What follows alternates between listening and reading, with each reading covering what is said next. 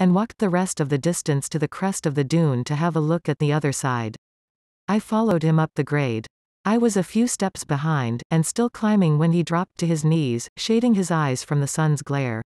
When I reached his side, we both saw what had driven them our way. An enormous Jawa sandcrawler lumbered slowly along the floor of the next valley. Its treads clanked noisily but efficiently, propelling the massive crawler forward at a slow, steady pace. Several Jawas walked beside it, shooting at the fleeing scurries. Several larger, dead furry beasts hung from the lower handrails along the side of the desert transport. "See those?" 0600 asked. "Yeah, those are womprats, nasty things. There must be some ahead somewhere. We'll have to keep our eyes open." He must have seen the confusion on my face because he asked, "Did you think we were alone out here? I saw you lookin' around back there." I nodded slightly. He chuckled. "Besides heat and constant change, the Dune Sea is a master of deception. With the height and length of the dunes out here, you begin to lose perspective of relative size and distance. Someone could sneak up on you and you'd never see them coming, they'd look like nothing more than a small speck against the sand." He started to walk back down to the rest of the group, then stopped and turned back to me. "You have to really be concentrating hard to see them." I was following him back, walking between the others in our party heading back to my helmet and supplies, and stopped to grab an energy bar from one of the sleds. While I looked for one, I overheard Felth's voice crackling through on Rogue's comlink. "That's correct, sir. There was no one in either ship, and no sign of 1265. I am sorry it took so long to get back to you, but I thought it pertinent to conduct a thorough sweep of both ships, the bays and the surrounding areas within the spaceport to be certain, but there wasn't a single trace of Caird or Guri." Rogue sat a moment, staring off into the dunes. "Good work, Felth. Get back to base, and contact me if you hear from 1265. I'll be in touch." "Yes sir." Rogue switched off the comm, and was getting to his feet as I closed the lid on the ration crate.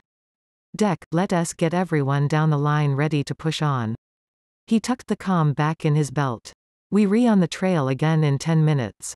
I want to catch up with the Banthas before they stop for the night. And keep your eyes open." I took a bite of the bar. "Yes sir." Felth switched off his comlink, placing it down on the bench as he returned to the damaged Republic Commando helmet he had been working on from down in the cache. He pressed a small chin switch control inside and tilted the helmet slightly so he could more easily see the video playback on the tiny screen inside. Images splashed across the screen, revealing a previously unrecovered piece of Holder's puzzle. Felth's mind raced and he was lost in thought as the video ended. R2S systems flashed online, and the little droid woke up, still secured in the socket of his Master X-Wing fighter. Luke had activated the ship's converters, which alerted the blue astromech, awakening it and the ship's entire system from an extended idle time power save shutdown. The snub ships of Renegade Flight were falling into formation as the platform's crew brought the Elantrid's repaired reactor online. All appeared to be going fine, and main engine tests were to begin momentarily. Then, Commander Nera's voice came through everyone's headsets. "Renegade Flight, this is Renegade Leader. I am getting some interference on my sensors. Maintain close visual scanning. Renegade 4, stay closer to your transport ship." "I copy, boss." Nera's voice broke through again. "Transport ships keep close together. Luke, get them into hyperspace once they re-clear of Dara IV's gravity field. Fighters, stick close to the convoy and keep your eyes open, all of you." "Roger that, Commander," replied Luke, speeding off toward the lead transport. "Renegade Leader, this is Renegade 7. Boss. I have a visual sighting of a number of small craft coming at high velocity from the far side of the planet, can you identify them?" Nera countered. "They moving awfully fast." Suddenly, cockpit alarms were triggered. "Imperial TIE fighters, sir, must be 20 of them." "Renegade Flight, this is Renegade Leader, engage, engage, engage. Transport ships, you re-clear to jump to hyperspace as soon as you have viable coordinates." "This is Renegade 3, boss, there's another bunch of them dead ahead in our course. They re-braking for attack." "This is Renegade 2, more TIEs approaching from Sector 2, they all over the place. Here they come." The Elantrid's engines fired to life, and the huge transport vessel began to slowly pull away from the platform. Renegade 3.4, 5 and 6 get up there and clear the way for Commander Skywalker and the transports. The rest of you protect the convoy. Luke, make sure they get away or we redone. With Luke flying escort, the transport ships ran for it, throttling up to maximum acceleration. Nara's eyes swept over the incoming swarm of TIE fighters. All right, Renegade flight, let us hit 'em. Chatter filled Luke's headset as he rolled to one side, vaporizing a TIE that had broken away from the others toward the transports under his protection. Watch it, Renegade 2, I see 'em, on your tail. Renegade 7. Yelled Nara, scissor right, here I come, get 'em off me, gah. Boss, we can stop 'em, there are too many, boss. They going after the Elantrid, and the others. They going to. An explosion followed by silence completed his sentence, as his ship was destroyed. Protect the transports. They have to get through. Yelled Nara. The two lead transports pulled away from the fighting and slipped into hyperspace headed for Hoth. Once he was sure they were clear, Luke followed them. He didn't want to leave the battle, but if there was an ambush here, there could just as easily be one at Hoth waiting for them. Behind him above Dara IV, the battle raged on surrounding the remaining transports. A brilliant explosion lit up the darkness outside their cockpits as one of the lumbering transports was destroyed. It was immediately followed by another massive flare and shockwave as the reactor of a second transport was pierced by enemy fire, ripping the ship apart. Renegade flight scanned the areas around them, but neither had time for deployment of any escape pods. Boss, they all over us, they just got transports 3 and 4, this is Renegade 2. I am hit. I lost both port side engines, keep going, yelled Nara, this is Renegade 3. There are 4 TIEs on me, somebody help me. I can shake 'em. Renegade 2 pulled his damaged ship between the TIEs and Renegade 3, firing on and destroying 2 Imperial ships before spiraling headlong out of control into a third. Several fireballs erupted against the blackness. Renegade 3. Screamed Nara. Only static rolled back through his headset. Renegade 2, they gone, boss. There's no way out, they all around us, boss, there's a bunch of 'em headed your way, all ships. This is Commander Nara. Break contact and escape if you can. Break contact and run for. Static replaced Nara's voice over the headsets of those remaining in Renegade Flight Wing. Boss, screamed Renegade 7. He rolled his ship around just in time to see the fireball that had been their commander fading to black. He keyed his comm. Nara is gone. I repeat. Nara is gone. The transports are all burning or destroyed. Renegade flight, scatter and regroup at the rendezvous point. The few remaining ships each quickly plotted a hyperspace jump away from the onslaught, leaving behind the burning wreckage of transports and friends among their crews. *****. On this third day out from Fort Tuscan, the morning had broken as it had the previous days, and we followed the 2 old banthas further and further away from any hint of civilization into the interior of the Dune Sea. The days, though still hot, were more tolerable and nights were becoming cooler as temperatures in general had begun to drop. Most friendly conversation enjoyed during the earlier days of the journey had now been played out, and we were all acutely aware of remaining focused enough to simply place one foot in front of the other and keep moving forward. It was afternoon when the crushing glare reflecting off the near white sand beneath our feet began to dim almost imperceptibly as we followed our eccentric guide deeper still into the sea. We were marching single file away from the suns, following the old banthas out ahead of us when the light winds we had enjoyed since morning suddenly died away to a still, silent calm. A dark shadow fell across the sand as the twin suns behind us were suddenly and totally eclipsed. Rogue snapped his head back to look. Instead of the blazing fireballs he expected to see, an enormous, towering wall of boiling darkness several hundred meters high, stretching from one edge of the horizon to the other, was raging across the dunes, heading straight toward us. "Sandstorm," he yelled, reflexively breaking into an urgent sprint. Everyone turned to look back at the churning sand heading our way as he raced to unhitch 2 of the closest hover sleds from their EOPIE harnesses. He dragged them side by side and switched off their repulsor fields. Both slammed into the sand, creating a 2-meter-high barrier between the approaching storm and us. Lena's mouth fell open in disbelief. Murren just stared, and Zhu pulled the shiny blue goggles off her eyes, raising them in stunned disbelief to her forehead, whispering "Oh shit." Immediately we broke formation, shouldering our rifles and running, backtracking down both sides of the animal caravan. The roar of the approaching storm was undeniable and escalating quickly. It was as if the subtly changing dunes had become enraged by our unwanted presence, rising up in a churning cloud of protesting fury, rolling over any and all that dared venture this deep into the vastness of the sea. Tendrils of lightning violently lashed out from within the cloud, twisting jaggedly into the darkening sky. "Deck, get help from them." I saw 4120 pointing to the archaeologists as he yelled to be heard over the increasing roar of the wind. "Get the rest of the animals over to Rogue's position. Dans. You three grab those sleds and get them over here, move it. It's almost on top of us, Simon," I yelled. Members of the research team raced back to help me, scattering to control the spooked Eopes and centralize the gear toward where I had last seen Rogue. As he ran to help gather everyone together, Dans noticed how this storm dwarfed the one out at the Lars homestead. Blade and ETZ helped him lead 6 Eopes toward the makeshift shelter Rogue had started. They unhitched the remaining repulsor sleds, dragging them into position on either end, creating a curved barrier wall. We took the tethers, corralling the freed animals into a group, lashing them to one of the provision crates behind our makeshift wall. As we did so, Eric, Ash and Dagon helped 0600. Falker and D-Drag unload and lift a small shield generator to the top of the center sled and brace it as he worked to start it up. I herded Lena, Murren, Doc and Zhu behind the crates as they worked. ETZ, Dans and Blade moved in behind us as the leading edge of the storm bore down on us. Sand churned furiously around us now, hurled on the gusting winds of the ever-darkening sky as we all took cover behind the barrier. The spooked pack animals bent their long legs and lowered themselves to the ground, where they proceeded to shove their heads into the sand beside the sleds, bracing themselves.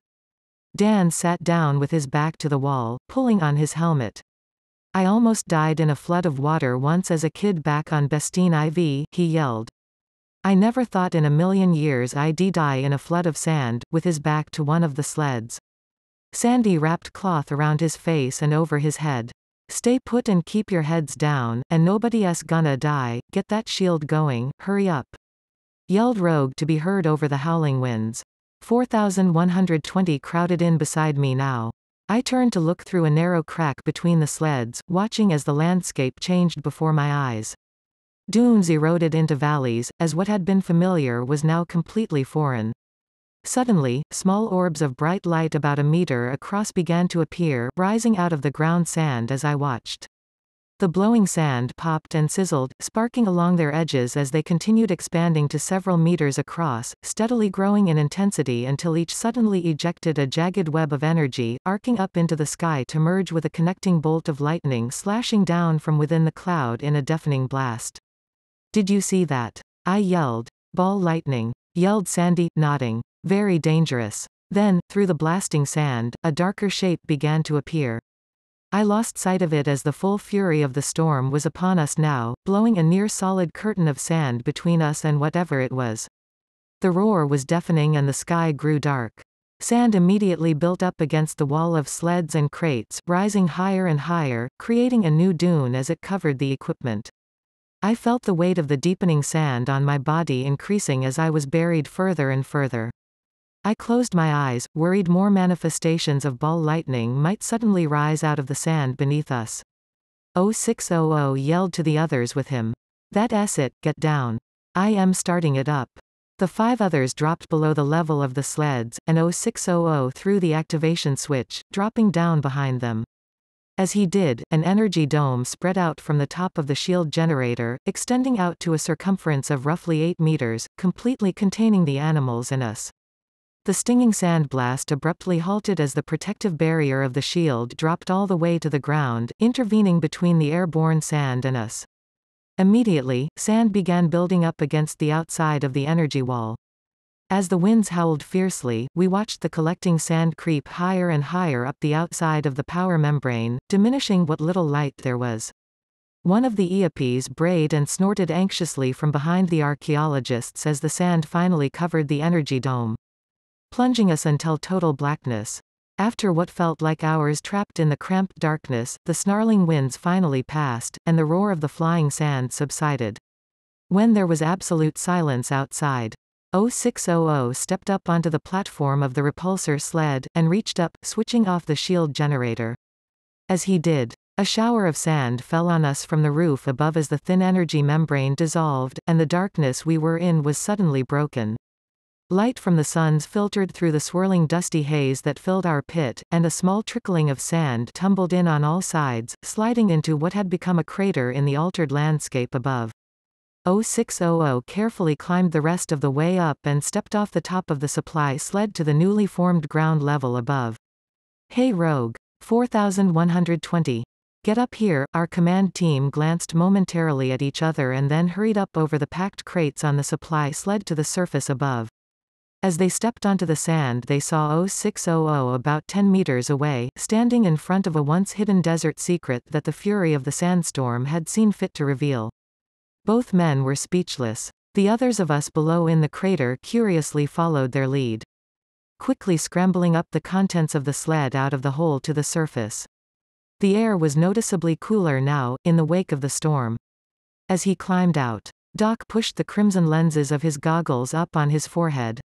Oh my, as I stepped up beside him, I realized this was what I had seen emerging from beneath the sands of the adjacent dune. The others followed behind me. Sandy and everyone in both teams stood silently, staring past Rogue and 4120 as 0600 walked with helmet in hand, toward the huge, gleaming metallic hull of the medium-range starship that lay before them, half submerged in the lapping sands of the dune sea. He reached out a gloved hand and touched the brilliant, silvery skin of the downed vessel. ETZ took a step closer, squinting. "She's so shiny." Blade walked up beside him. "The winds out here have been sand blasting this thing for who knows how long. She must have gone down and been buried in a sandstorm, or the Jawas would have found her, picked her clean by now." Rogue leaned closer to 4120. "A medium-range ship. This far out from a major port. They must have come in for a low-level, low-visibility approach to the spaceport, or outlying area, and gone down in a storm. I wonder what they were hauling," said 4120, scratching beneath the frayed synth skin where his arm met his mechanical hand, perspiration rolling off his forehead. ETZ and D-Drake walked up beside them as Rogue answered. "Probably smugglers of some sort, could be anything really, but most likely weapons, medical supplies or spice." 4120 perked up a bit. He glanced skyward, noting how late it had become. "We should probably make camp here tonight. By the time we get everything ready to move out, it'll be time to stop for the day anyway." Rogue nodded in silent agreement. "What about the animals?" asked D-Drake. "We could just leave them down in the pit until we adjust the hoversled repulsors to raise them up here to the surface." "It'll act like a natural pen," offered ETZ, looking to Rogue, who again nodded his approval. Sandy stepped up close to Rogue, a little too close for Rogue's liking, and he took a step back. The pungent old man took a step closer to once again close the gap between himself and Rogue. He leaned close, whispering through his scruffy beard. "What about the banthas? We need to find them again. I don't mind moving ahead with a scout team to try and—" Rogue cut him short. "The bull and cow most likely kept moving through the storm to keep from being buried. Don't worry, we put trackers on the older ones after we left Fort Tuscan. They'll be bedding down for the night soon. We'll find them in the morning." Sandy's eye twitched a bit at having been shut down, and he hurried away, muttering to himself. Chapter 37 All that we must leave behind. As darkness blanketed the frozen surface of Hoth, the frigid temperatures fell beyond the range of bodily discomfort into the area of true danger. Solo stood in the frigid winds with a half-dozen of Rogue Group S pilots beside their ships. The Falcon, and a handful of X and Y wings had been moved outside the main base hangar, allowing the new ion cannon S reactor a broad path from the outer shield doors all the way to the oversized turbolift at the back of the ice cavern. Han and the others wore protective goggles and extreme thermal gear, and still all were shivering in the painful wake of the night winds. Each gust pierced straight through their gear, chilling them to their cores. Chewbacca grunted nervously to Solo, throwing his head slightly to the left in the direction of the ships. The Corellian smuggler swept his eyes over the hulls of the snubships and the Falcon, all were sporting a thick layer of frost and ice that thickened as he watched. He glanced back at the Wook, nodding before herding the pilots into his ship to wait it out. Peering through the white haze of horizontally blowing snow, from just inside the shield doors, Mon Mothma and the last of Alderaan's royal family stood watching the progress. Leia was able to make out the shapes of two large transport ships hovering just above the frozen ground, beyond where Solo and Rogue Group were gathered. External cargo covers on the transports had been retracted, exposing the precious cargo within, cargo that Luke had been able to escort here safely, delivered at the cost of Commander Nera's life and the lives of many members of Renegade Flight. The war continued to chip away. Always taking. Several crews were busily offloading components for the one remaining stolen ion cannon. The twin to this defense gun had been lost when the Elantrid evaporated above Dara IV. From the second transport, two other teams simultaneously worked to retrieve the partially dismantled reactor that would supply its power. The princess was watching Luke unloading hardware alongside them when Yan and Torin stepped up beside her. The one-time handmaiden from Naboo bowed her head slightly, lowering her eyes as she addressed the princess. Your Highness, Leia watched as they both bowed. Her life in the royal house seemed a lifetime ago, and yet, without thinking, the royal grooming she had been endlessly taught as a child effortlessly found its way back to her. Rise, both women raised their heads as Leia introduced Mon Mothma. Again, both women bowed their heads momentarily in a show of respect. Yan peered into Leia's eyes. Your Highness. This is Torin Farr. She is a communications expert that will be working with you in the command center, who shares the loss of your homeworld. She too lost her family on Alderaan. Yan's eyes pleaded. I thought perhaps you could meet and become acquainted as kindred souls, to help support each other. Leia nodded. Hello Torin. I am pleased to meet a fellow survivor. Will you both excuse us for a moment? The two women stepped several yards away from Yan and Mon, speaking of Alderaan and remembering their home. Mon watched Yan watching them. That was a nice thing you did. Yan turned to her. The poor girl is grief-stricken, and feeling isolated by her pain. She desperately needs someone who understands her loss. Mon glanced at Leia, smiling softly. And what about Torin, how is she? She cut her eyes back to Yan. The handmaiden lowered her head slightly, smiling herself. Mon continued. There's been precious little to no time for it, but Leia hasn't allowed herself to grieve the losses she has endured either. Having someone that shares that loss will do her some good. Yan looked off toward the two daughters of Alderaan. That's what I had hoped. And what is your position here on the base? Asked Mon. Yan was unprepared for that question. The blank searching in her eyes spoke volumes as she turned to the rebel leader, silently locking eyes. I've only just arrived, and don't really know what my future holds. I can't really go home, and, well, I don't know. I didn't mean to put you on the spot, said Mon. Where was home, and why can't you return there? What did you do there? I am from Naboo, Yan offered. For many years I served the royal house as handmaiden. As a young woman I served with Queen Amidala, and grew older with Queen Jamila. Upon hearing Amidala's name, Mon's eyes grew a bit wider as her glance cut to Leia.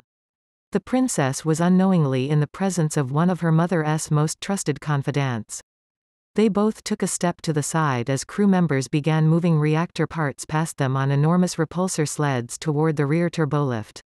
Yan continued. Captain Solo was kind enough to fulfill a promise to my niece Bria's father.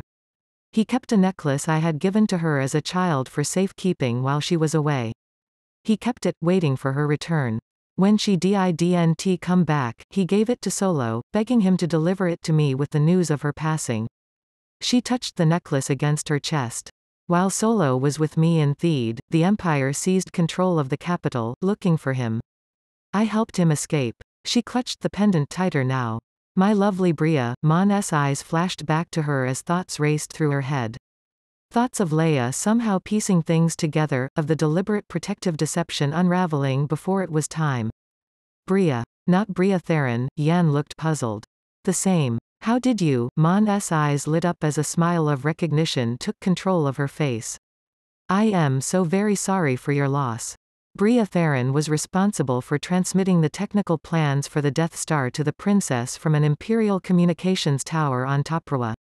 The plans she provided to us saved the rebellion and an untold number of lives across the galaxy.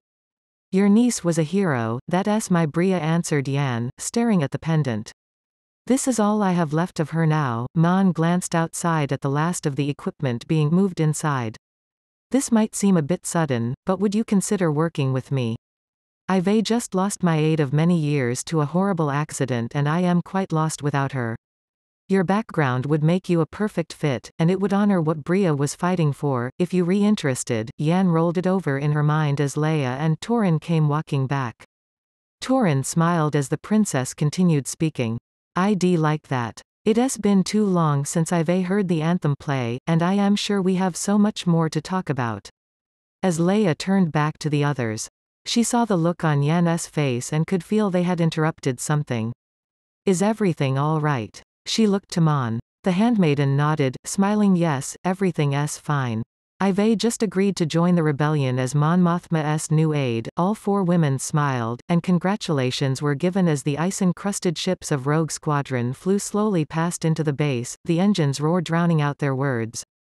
The Sunbeam-ships were followed by the deep-frozen Millennium Falcon, with Chewbacca at her controls.